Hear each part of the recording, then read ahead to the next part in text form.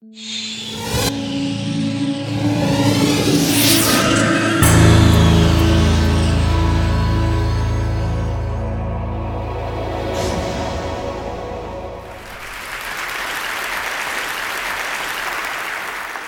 there. I'm going to be talking a little bit about music, machines, and life, or more specifically, what we learned from the creation of a very large and complicated machine for a music video.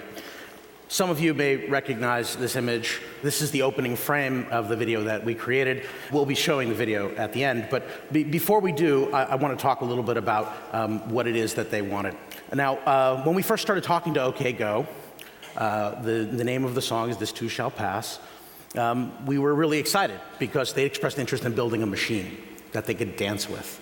And we were very excited about this because, of course, they have a history of dancing with machines. They're responsible for this video. Here it goes again. 50 million plus views on YouTube. 4 guys dancing on treadmills, no cuts, just a static camera, a fantastically viral and wonderful video. So we were really excited about working with them. And we sort of started talking about what it is that they wanted, and they explained that they wanted kind of a Rube Goldberg machine. Now, for those of you who don't know, a Rube Goldberg machine is a complicated contraption, an incredibly over-engineered piece of machinery that accomplishes a relatively simple task. So we were excited by this idea, and we started talking about exactly what it would look like. And we came up with some parameters that, because building a Rube Goldberg machine is, has limitations, but it also is pretty wide open. And we wanted to make sure that we did something that would work for a music video. So we came up with a list of requirements, the 10 Commandments, and they were in order of ascending difficulty. The first is no magic. Everything that happened on screen had to be very easily understood by a typical viewer. The rule of thumb was that if my mother couldn't understand it, then we couldn't use it in the video. They wanted band integration, that is the machine acting upon the band members, specifically not the other way around. They wanted the machine action to follow the song feeling. So as the song picks up emotion, so should the machine get grander in its process. They wanted us to make use of a space. So we had this 10,000 square foot warehouse we were using, divided between 2 floors. It included an exterior loading dock. We used all of that, including a giant hole in the floor that we actually descended the camera and cameraman through. They wanted it messy, and we were happy to oblige.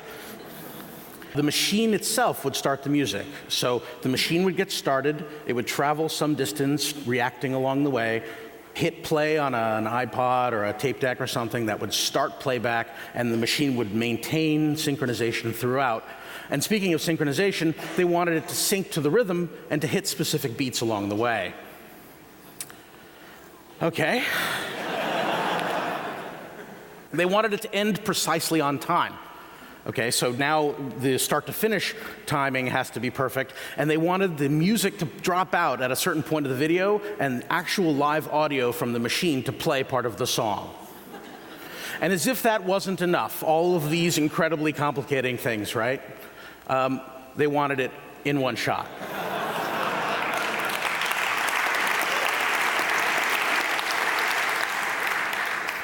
Okay. So just some statistics about sort of what we went through in the process. The machine itself has 89 distinct interactions. It took us 85 takes to get it on film to our satisfaction. Of those 85 takes, only 3 actually successfully completed their run. We destroyed 2 pianos and 10 televisions in the process. We went to Home Depot well over 100 times. And we lost 1 high-heeled shoe when one of our engineers, Heather Knight, left her high-heeled shoe after a nice dinner and returned back to the build and left it in a pile of stuff. And another engineer thought, well, that would be a really good thing to use, and ended up using it as a really nice trigger, and it's actually in the machine. So what did we learn from all of this? Well, having completed this, we get the opportunity to step back and reflect on some of the things. And we learned that small stuff stinks. little balls in wooden tracks are really susceptible to humidity and temperature and a little bit of dust, and they fall out of the tracks, and the exact angles makes it hard to get right. And yet, a bowling ball will always follow the same path. It doesn't matter what temperature it is, doesn't matter what's in its way, it will pretty much get where it needs to go.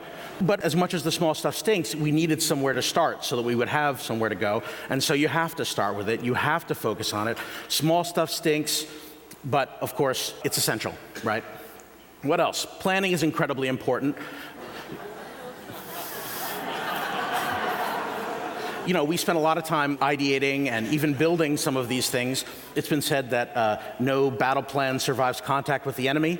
I think our enemy was physics, and she's a cruel mistress, and often we had to pull things out as a result because of timing or aesthetics or whatever.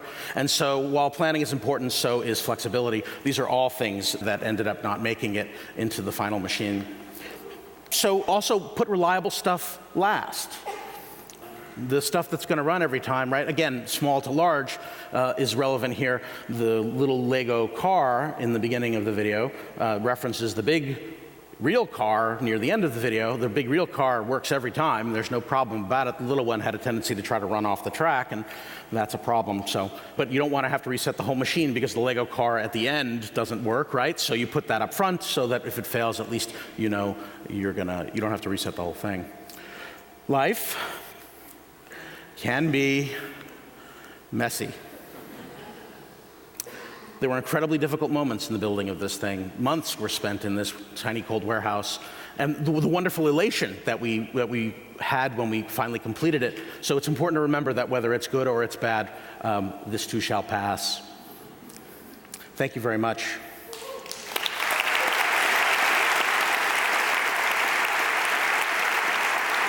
And now to introduce their music video, we have OK Go. Of course, an introduction. Hello, TEDx USC. We are OK Go. What are we doing? Oh, just hanging out with our Grammy. What? I think we could do better than this. Hello, TEDx USC. We are OK Go. Have you read the Natural Curiosity Cabinet? Cabinet of Natural...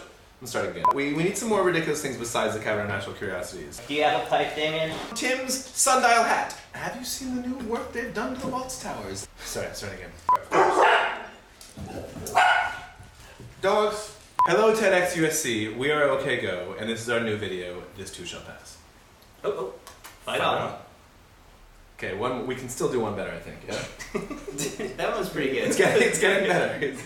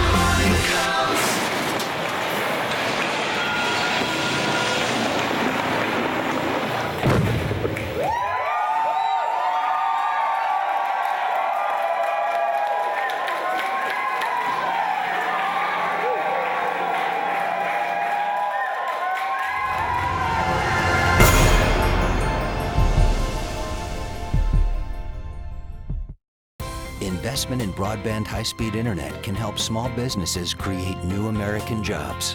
Small businesses are being formed, dreams are being launched. And at AT&T, we're investing billions to upgrade and build out our wired and wireless networks.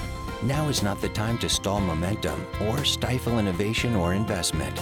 Jobs, dreams, and the future are at stake. AT&T, your world delivered.